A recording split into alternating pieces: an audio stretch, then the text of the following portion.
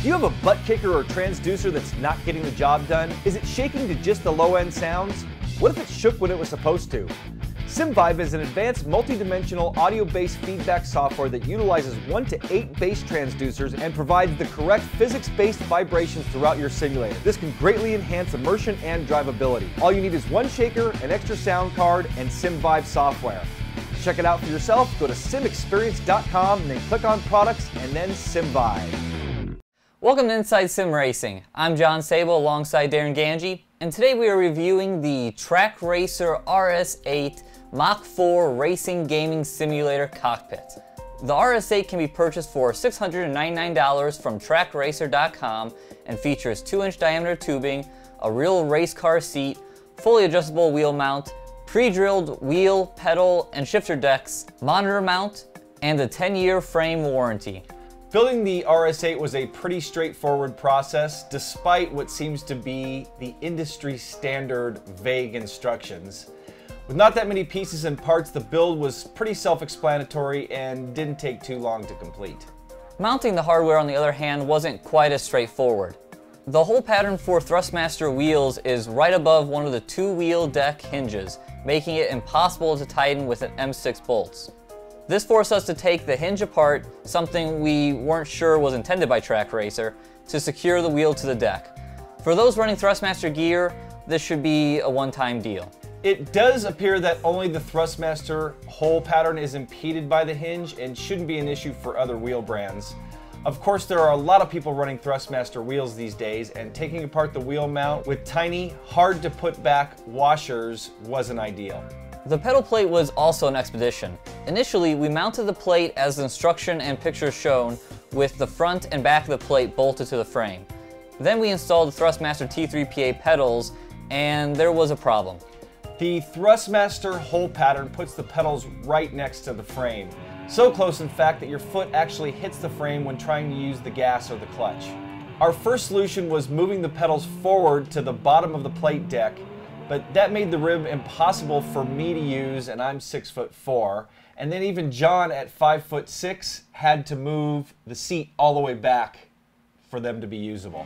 To fix this, we disconnected the back side of the plate to drop it to a flat position. This created the space we needed to use the pedals, but it created two potential issues. First, you lose all rake in the pedal deck. Second, if your rig is on hard floors, you need to put something underneath it to ensure that you don't scratch your floors up. In comparison to the issues we encountered with the wheel and pedal decks, attaching the Thrustmaster TH8A shifter and monitor was a breeze. So now we're going to talk about how the RS8 performed, and it has its strengths and weaknesses. There's nothing bad we can say about the 2-inch diameter tubing that Trak Racer decided to use. The entire chassis, wheel, pedal, shifter, monitor is extremely stable and exhibits no noticeable motion while driving. The compactness of the chassis is also appreciated, taking up no more floor space than it has to. Overall, the fiberglass seat is good.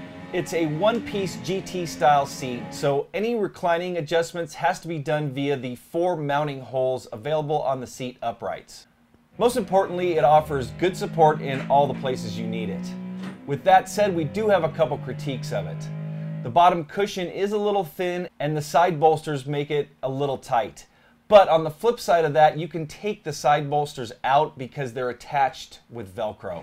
So I have about a 34-inch waist, maybe closer to 35, and I just fit in it, side bolsters or not. So if you're any larger than me, you may have problems sitting in this seat. Like the seat, the shifter mount is very solid. With that said, if there was one thing that we wouldn't mind seeing, it's some forward-aft adjustability with the shifter. This wasn't an issue for the Thrustmaster TH8A shifter, which could be mounted on the front or back side of the shifter mount, but other shifters that can't do this, like the Logitech G shifters, may not be quite in the right spot depending on how tall you are and where you have the seat at.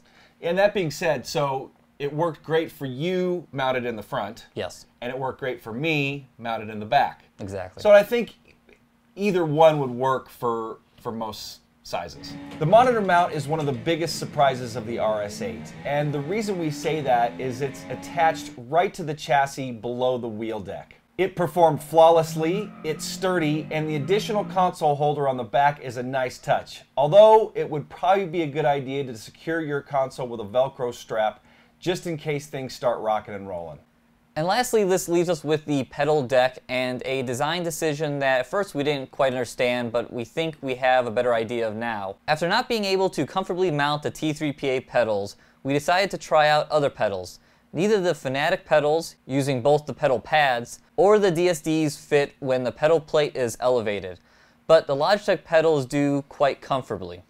So it looks like the pedal area was designed for Logitech pedals only, which did become an issue.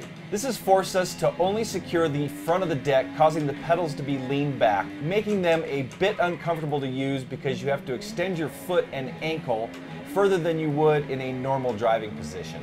If the roll hoop and wheel tubing were squared off, the rake position would have worked perfectly. Instead, we're left having to run the chassis in a somewhat compromised layout. So with all that said, let's go ahead and round it up with the pros and cons. And first up, the pros. First pro is it's very sturdy, it's compact, and it's a good looking chassis. It has a supportive seat, clever monitor mount, adjustable wheel deck, quality build and chassis for the price, and a 10-year warranty, and now that's going to lead us to the cons. First con is it's difficult to install a Thrustmaster wheel. The seat could be tight if you're a little larger. Shifter could have had a little more adjustability. And the final con is the pedal area is way too tight for anything other than Logitech pedals without dropping that pedal deck. Before we get to our final thoughts, we actually have one of these Trak Racer RS8s to give away. The guys at Trak Racer put together a promotion, I believe through their Facebook page or website, and you had to answer a question, and the question was, why do you think you deserve a Trak Racer sim? There were hundreds of entries, and we chose one at random. And John, why don't you tell our viewers out there who the lucky winner is? The winner is Tim Chitwood from Wyoming, who is a disabled veteran and said he's in need of a new chassis. And this is kind of cool because Tim's a regular. Yeah, we see him on our YouTube channel. We see him at our site. So, and you know what? It's cool to see a disabled veteran getting a free chassis like this. Absolutely. So Tim, congratulations, and thanks to the guys at Trak Racer for putting that together. That's really cool. So why don't we get to our final thoughts? Yeah, final thoughts. It's a mixed bag for me on this chassis. There's a lot of things I really like. I agree. I think it's one of the most sturdiest chassis we've had in here. Definitely. I mean, it just does not budge. I like that it's compact. I like the look of it. I like the seat. I thought that was really supportive, and I'm really big on having a supportive seat. The adjustable wheel deck? The adjustable wheel deck worked out surprisingly well. I was kind of surprised. I was a little worried with a couple bolts if it might get a little loose or whatnot, but that was real sturdy. Didn't budge on us. It didn't. But the pedals. Yeah. The pedal area is, it's frustrating because besides the pedal area, really great chassis. It is. And speaking of which, the guys at Trak Racer, we addressed this with them. And they're looking for a solution for this, so they hope to have one for you guys soon.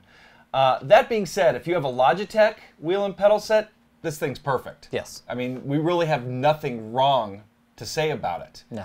You know what? Except for maybe with the, using a Logitech shifter. Yeah.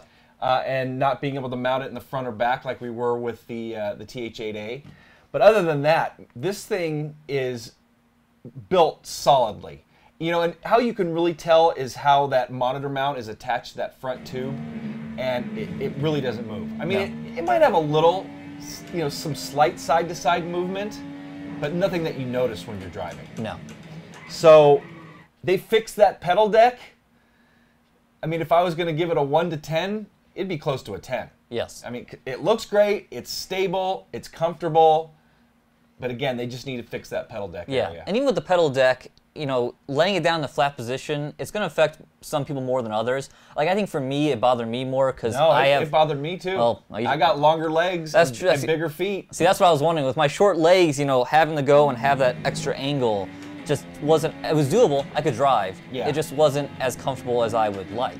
And I agree. And it's not as bad on the brake because you're not having to push the brake that far, but when you're having to lay out your foot for the throttle or the clutch, yes, it definitely, you're basically extending your ankle, you know, too far forward, where you don't want to have that in a chassis. Especially, we just ran the 12 hours of Sebring last weekend. Imagine if we had to have our feet extended out. I would have been hobbling getting out of the rig. Yes. But again, they're going to address that. Other than that, it's top-notch rig. So that will wrap up our review of the Trak Racer RS8. We'd like to thank Trak Racer for sending us one to review and also letting us do that giveaway, which was pretty cool. That was. So as always, if you enjoyed the video, please give it a like, and if you haven't subscribed to the channel, please do that as well. Also make sure to come by our website, isrtv.com, and check out the latest news, reviews, and our always popular forums. So for Darren Ganji, I'm John Sable. Thanks for watching Inside Sim Racing. See you guys next time.